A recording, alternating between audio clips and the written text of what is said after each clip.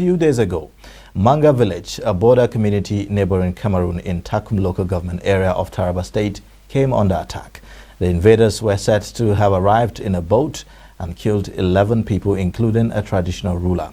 Joseph Manga, the brother of the slain traditional ruler and the senior special assistant to the Taraba State Governor Darius Ishaku, and the local government chairman have both confirmed the incident.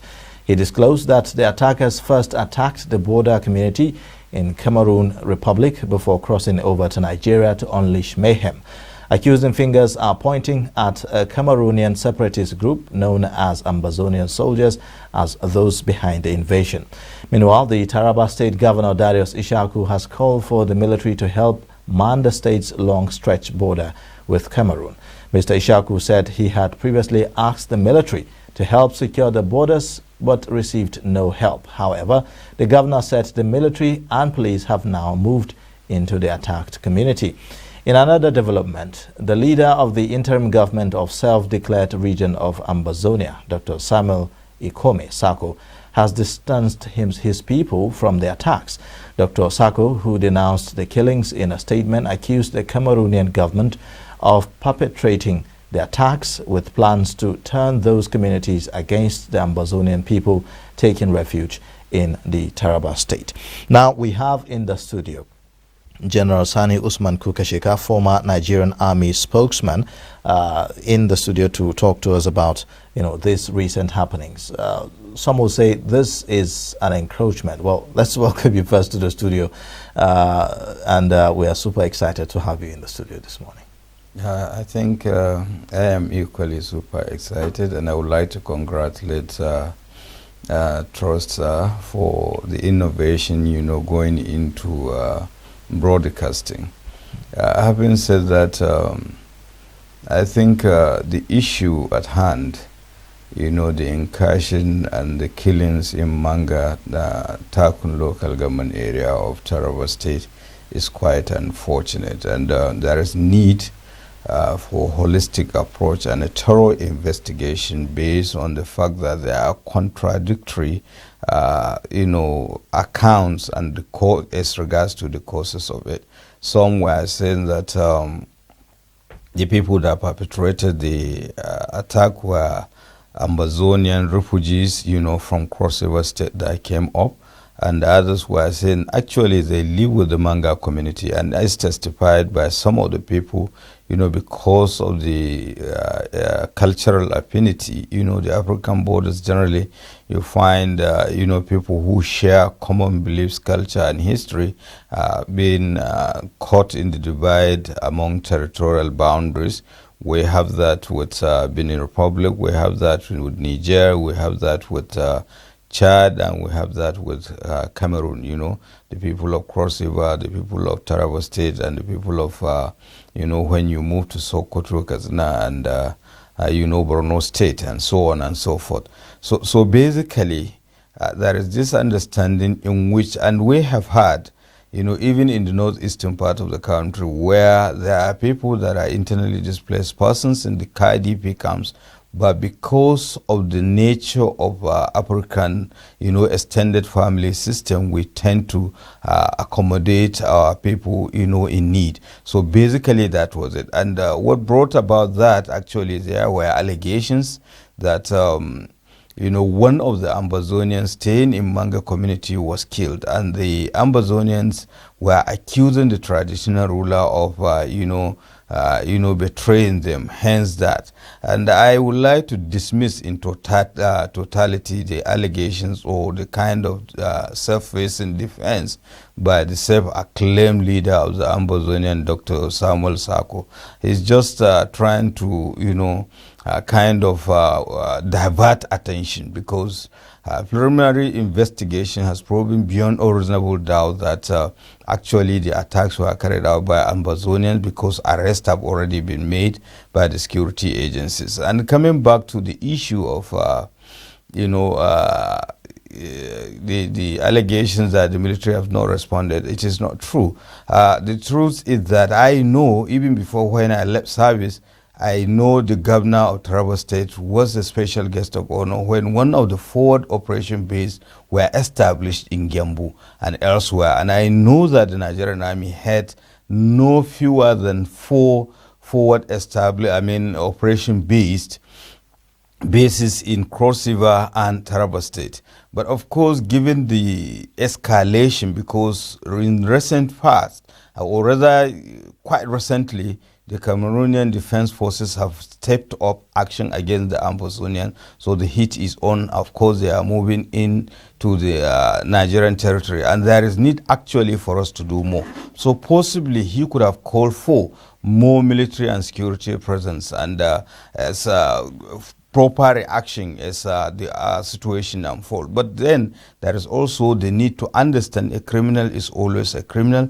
Nigeria and Cameroon has bilateral relationship when it comes to internal instructions to about such things, and that is why some time ago Nigeria handed over one of the fugitives, Ambazonian fugitives, hiding here in Abuja. So basically, you have to take all these things into consideration to understand the context under such issues have come to play. So there is need for a holistic effort beyond the effort of the state government and the military and security forces. The federal government also have to step in to ensure there is synergy of effort between the Nigerian state and the Cameroonian government so that we can have a semblance of peace and security, especially among the border communities. But beyond that, again, there are certain things that we need to do.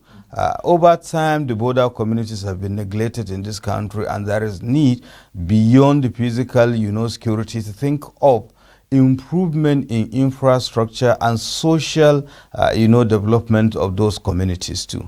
All right. Now, how important, is the role of the local community there in providing intelligence for security agencies? We are aware also that back in 2018, the Nigerian forces actually extradited some of the Ambazonian soldiers that were harboring, or I would say residing in some of those local communities. So the impact of this attack on the local community in terms of, them cooperating with security agencies and providing information on all of that, how far is that now going to play out? Yeah, that is what I said earlier on, that a criminal is a criminal. These are people that are trying to overthrow to what international community understand, and of course to bulk overwhelming Cameroonian understand, overthrow a legitimate government. Possibly, they said someone's rebel might be somebody's freedom fighter.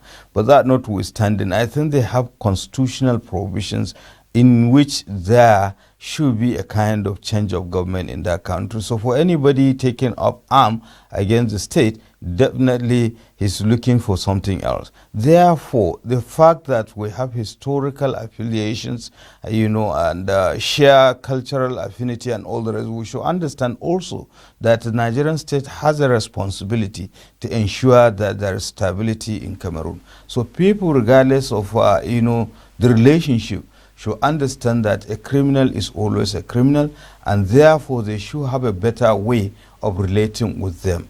And I'm not saying that they should not legitimately deal with these people, because we have a long-standing, apart from the cultural affinities, trade and commerce going on within those society. But by and large, traditional rulers, even not only necessarily among the border communities, have a tremendous role to play because they are very close to the people. It's so sad and unfortunate that we tend to neglect that fact, because people tend to respect the traditional rulers. People tend to believe in them, and they are closer to the people, so they have so much to contribute in terms of information and intelligence gathering. And of course, they have.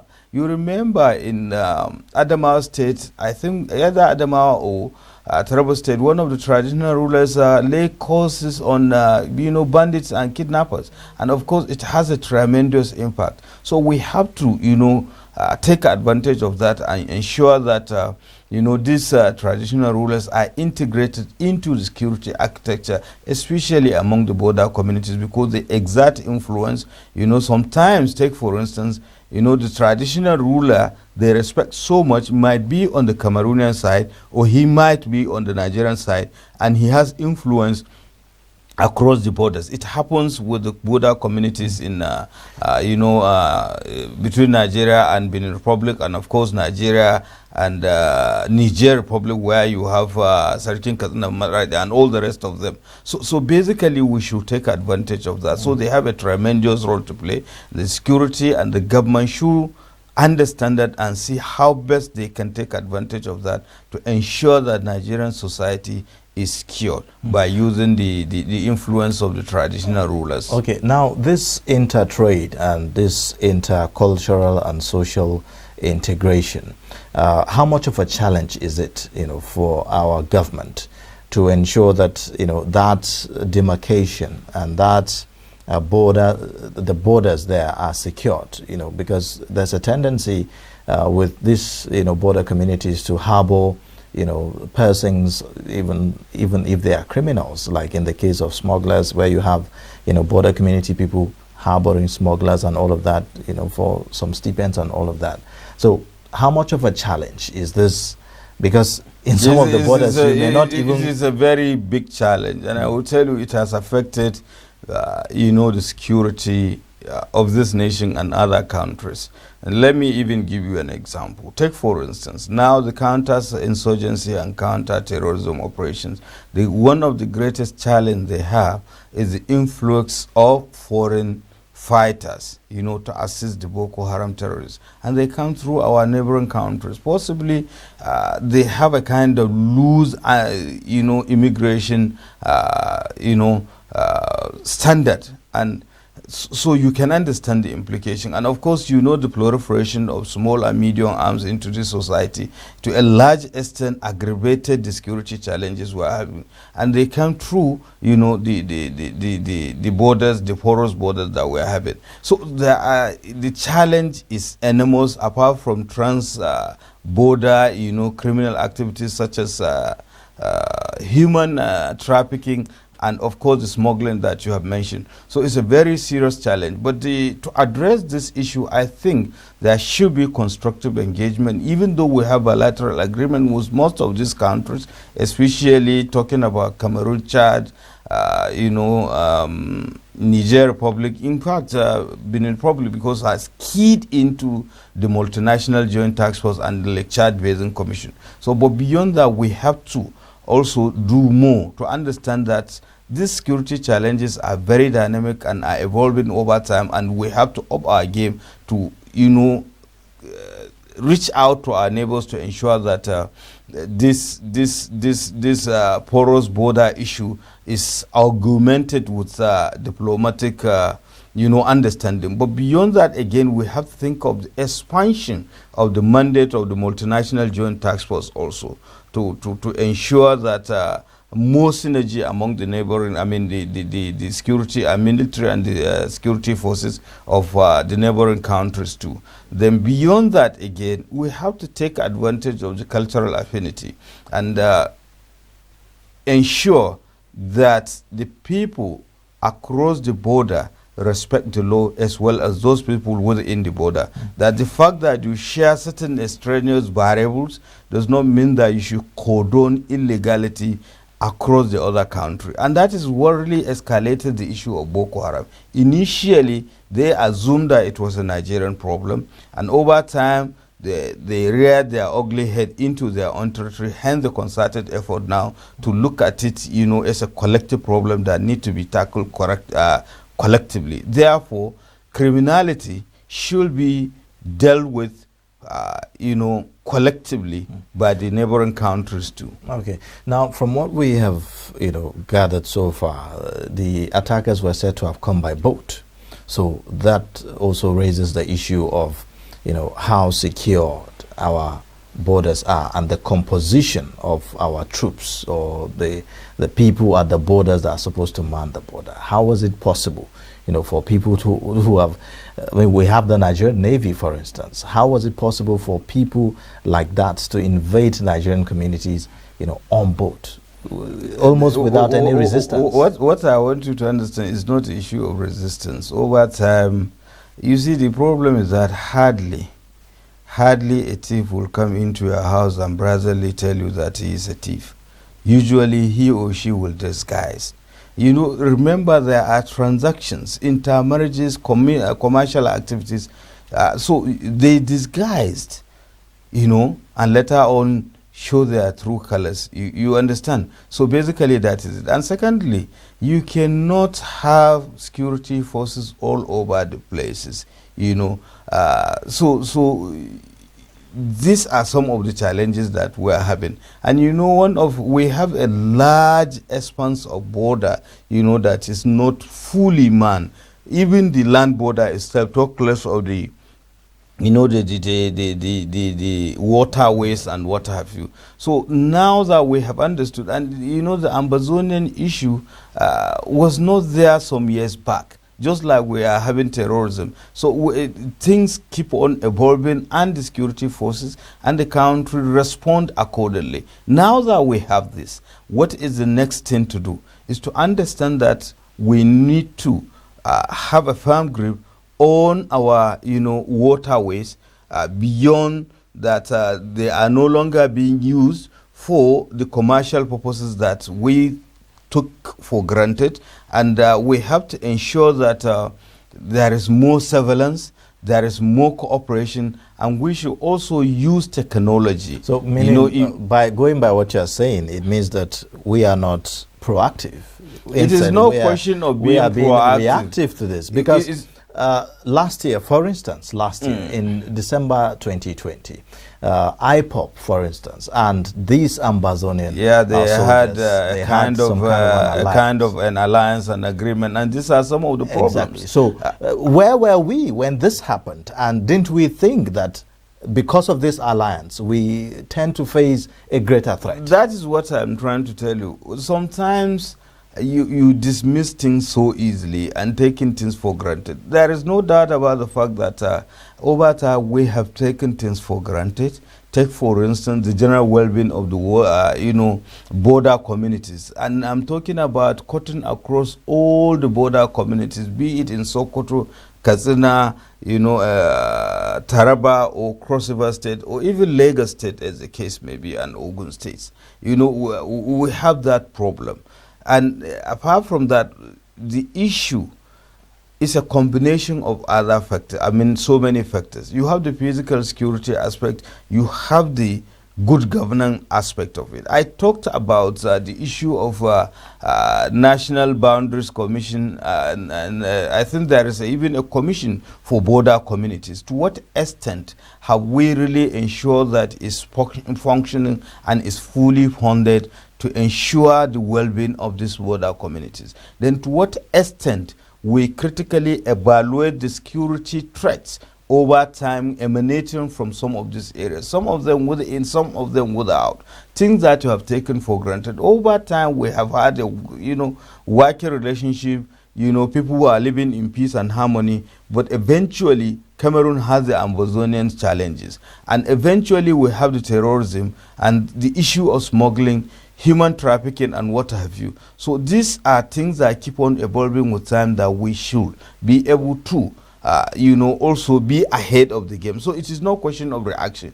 Things were, you know, seemingly normal, but eventually now they have they have changed over time. To what extent are you responding? So that is the most important thing. So in our response, in terms of, say, equipping the border security, for instance, the immigration, the customs, the police, and all other security agents that are there, in terms of equipping them with communication gadgets, in terms of equipping them with, say, drones, for instance, and then maybe helicopters and all of that. How much have we done, since we do not have enough manpower? Are these things not supposed to be things that I think we have not done enough, given the size, the stretch of the border, and given the size of you know, the border itself. And if you look at how many, I talked about even the land border itself, how many posts do we have? How effective are they?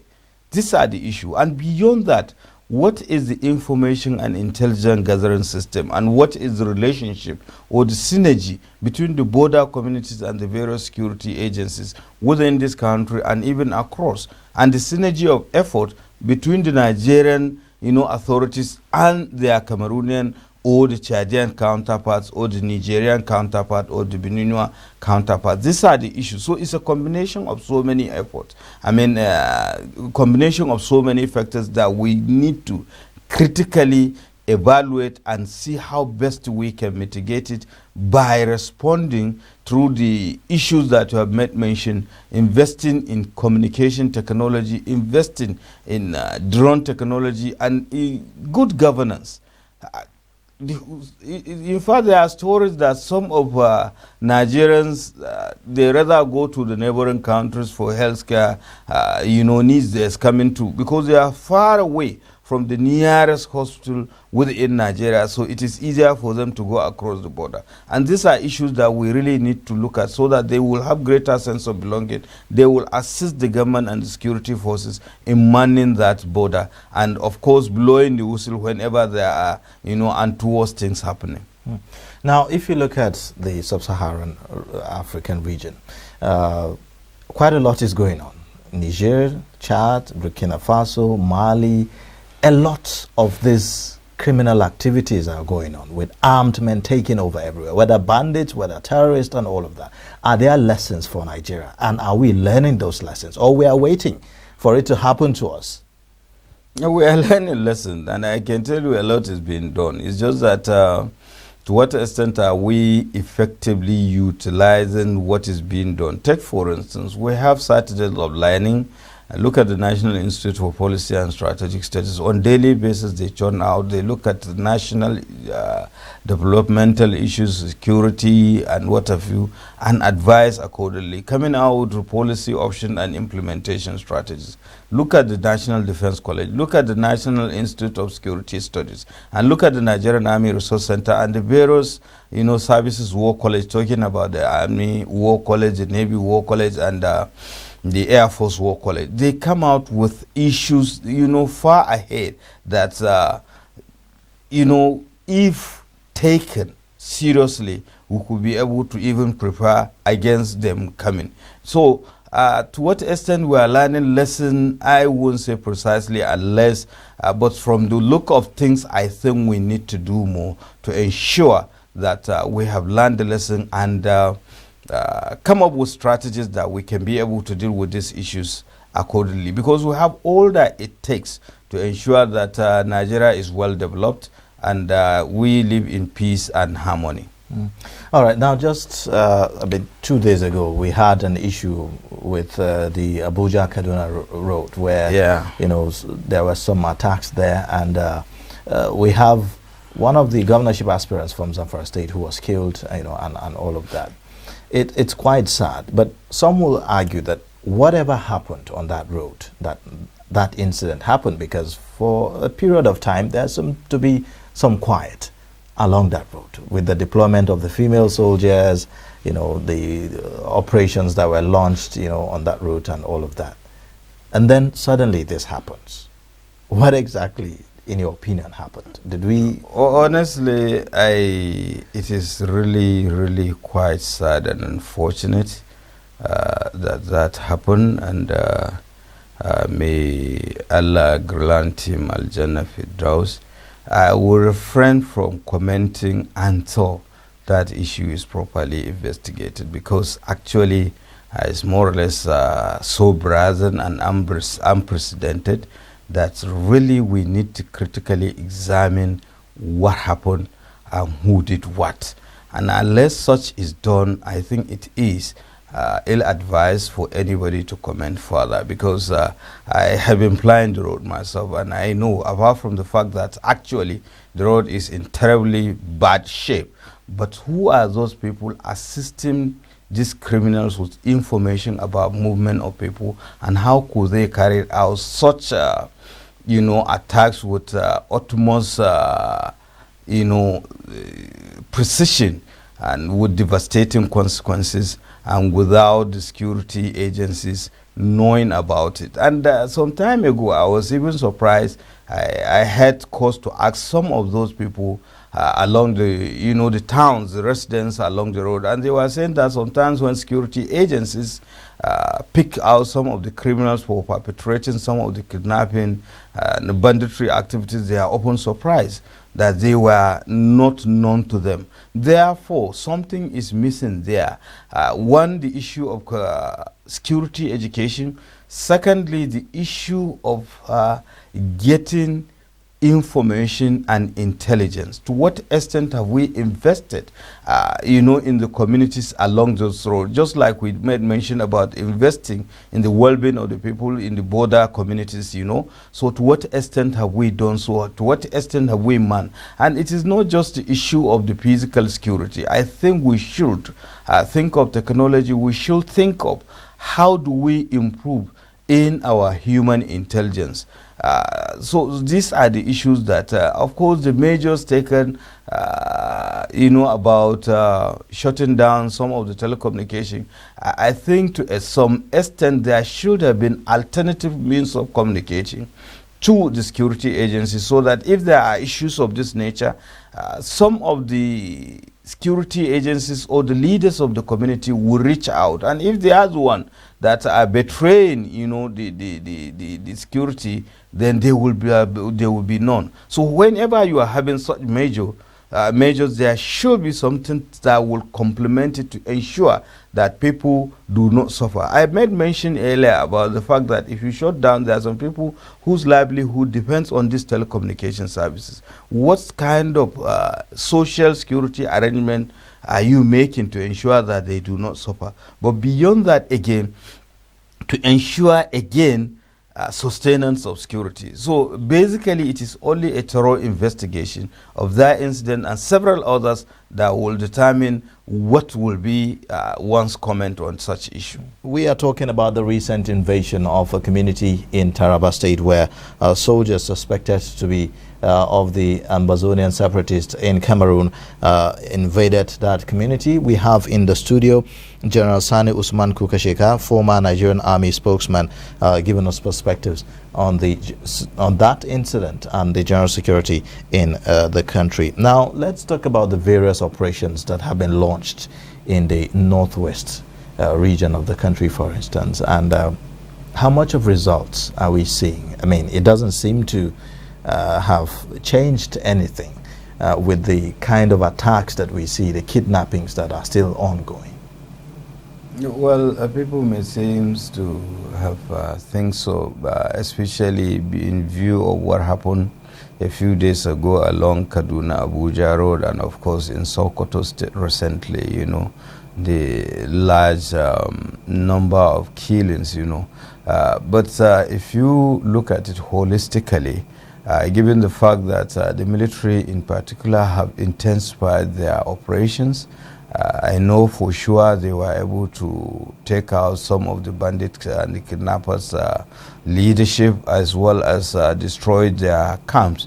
In fact, last Friday, the Nigerian Air Force carried out a very precision attack on some of the bandit camps, and they had varying accounts simply because of the impact of that, simply because the military actually, for some reason, decide to play safe, not giving out much information. But I can rest assured you, I think they are doing marvelously well at that level. But the the fight against the menace of banditry and kidnapping is not just an issue of military might. There are issues that we need to also take into consideration. Just recently, if not recently, the state governors of the mostly affected states, they were talking divergently. Some were even thinking In fact, they have even gone a way further, a step further to grant amnesty to some of these bandits. Others were of the stand that they are criminals and they need to be fought to a standstill. So, but recently we have seen the synergy and harmony of effort in which they collectively impose certain measures. Take, for instance, closing markets, banning movement of cattle, shutting down telecommunications, and what have you. And to some extent, it's yielded the dividend, the right result, because the military and security forces were able to carry out some operations. But like every other thing in life, so much as you have advantage about certain things, there are also disadvantage. The people were not carried alone, and there should have been kind of something to cushion the effect on the impact or negative impact of it, especially whose people, those whose life depends on the, livelihood depends on the such markets, transportation, and the telecommunication services. Then again, the operation should have been carried out, simultaneously across this, and with some other, forces forming a kind of blocking forces to ensure that when operation is being carried out in a particular place, the operation is not, the bandits or the kidnappers do not move to the other locations. And again, you just have to invest more on technology to ensure that the movements are monitored either, and the conversations are tracked and all the rest, so that they can be able, with minimal effort, to be able to take out bulk of this bandit, because the means they communicate, the means they get ransom is through communication. If they shut down the telecommunication services, there are other alternatives. Take, for instance, the use of trial and other things. So these are things that we have to take into consideration. But I know some parts of Katsina State, I think they are enjoying a semblance of peace because of these operations that are ongoing. But it's something that is ongoing, so we cannot judge it. But I think so far, so good. But we need to complement the effort of the security forces with other things. Take, for instance, the issue of good governance I mentioned.